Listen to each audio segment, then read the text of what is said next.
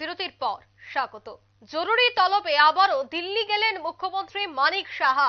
একদিকে প্রার্থী তালিকা চূড়ান্ত করতে ব্যস্ত কেন্দ্রীয় বিজেপি, অন্যদিকে তিপ্রামথার অনশন কর্মসূচি রাজ্যে, এবং তৎসঙ্গে প্রদ্যুৎ কিশোর দেববর্মনও রয়েছেন দিল্লিতে। সব মিলিয়ে ইতিমধ্যেই রাজ্য থেকে পাড়ি দিয়েছেন বহিরাজ্যে রাজ্যের মুখ্যমন্ত্রী ডক্টর মানিক সাহা। আজ দিল্লি গেছেন তিনি, এবং জানা গেছে যে দিল্লিতে গেছেন বিরোধী দলের বেশ কয়েকজন বিধায়কও। কেন্দ্রের মধ্যস্থতায় কি শেষ হবে মথার অনশন কর্মসূচি?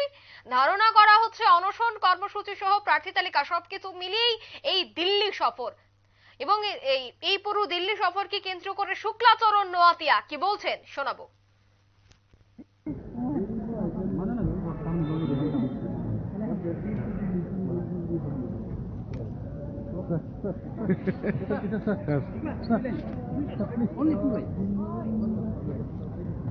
Sir, with whom this meeting is scheduled and when it is taken?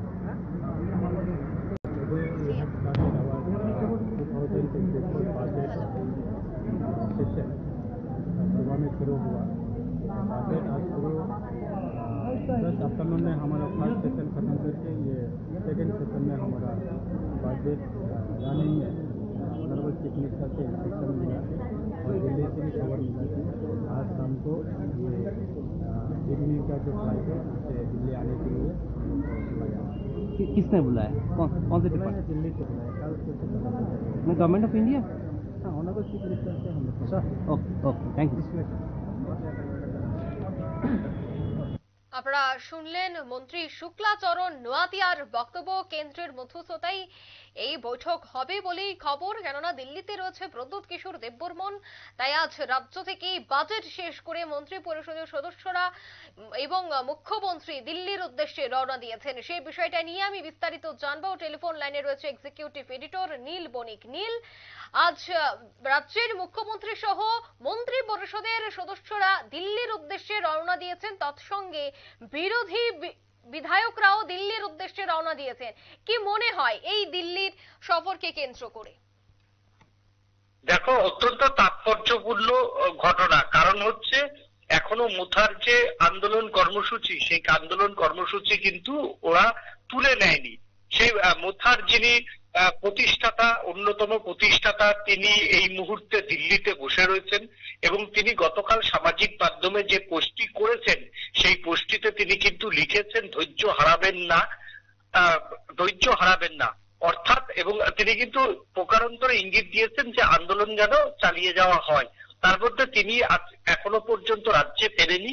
তার সঙ্গে দিল্লির কি কথোপকথন হচ্ছে সে বিষয় নিয়ে কিন্তু রাজ্যবাসী এখনো অন্ধকারে। তবে এর মধ্যেই যেটা সূত্রের খবর যে মুখ্যমন্ত্রী জরুরি তলবে দিল্লিতে ছুটেছেন মোথার একাধিক বিধায়ক, তারাও গেছেন। এখন তারা আর মুখ্যমন্ত্রী তাদের গন্তব্যস্থল একই জায়গা কিনা সেই বিষয়ে এখনো পরিষ্কার করে কোনো কর্তৃপক্ষ বলেনি। তবে রাজনৈতিক মহলের যে ধারণা, অবশ্যই যে বিষয়টা কেন্দ্রের ডাকে বা দিল্লির ডাকে কিন্তু প্রদ্যুৎ বাবু তিনি কিন্তু দিল্লিতে গিয়েছেন এবং সেইখানে দাঁড়িয়ে তার সঙ্গে আলাপ আলোচনা চলছে। এইবার মুখ্যমন্ত্রীকে জরুরি তলবে তাকেও নিয়ে গেছেন। এখন দেখার যে দিল্লিতে বসে মোথা, কেন্দ্রীয় সরকার এবং রাজ্য সরকার এই ত্রিপাক্ষিক বৈঠক হয় কিনা।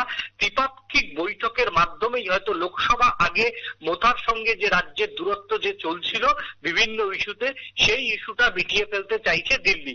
তার জন্যই তাদের দুই পক্ষকেই দিল্লিতে তলব করে নিয়ে যাওয়া হয়েছে এবং প্রধানমন্ত্রী নরেন্দ্র মোদী তিনি নিজে রাজ্য সফরে রয়েছেন।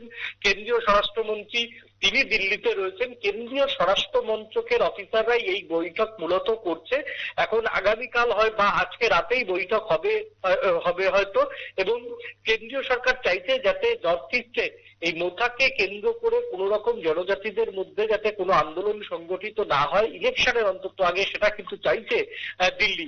তার জন্যই হয়তো দুই পক্ষকেই তাদের দিল্লিতে ডেকে নিয়ে যাওয়া হলো এবং তিন পক্ষের মধ্যস্থতায় হয়তো একটা সমাধান সূত্রের পথ খোঁজা হবে এবং এই সমাধান সূত্র পথটা খুঁজেই হয়তো সবাইকেই আবার রাজ্যে ব্যাক করানো হবে ফিল গুড হাওয়া নিয়ে।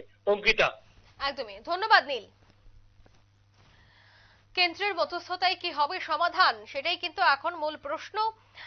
জরুরি তলবে এবার দিল্লিতে গেছেন মুখ্যমন্ত্রী সহ অন্যান্য বিধায়ক এমনকি মন্ত্রীগণ। নিয়ে নিচ্ছে ছোট্ট একটি বিজ্ঞাপন বিরতি, সঙ্গে থাকুন।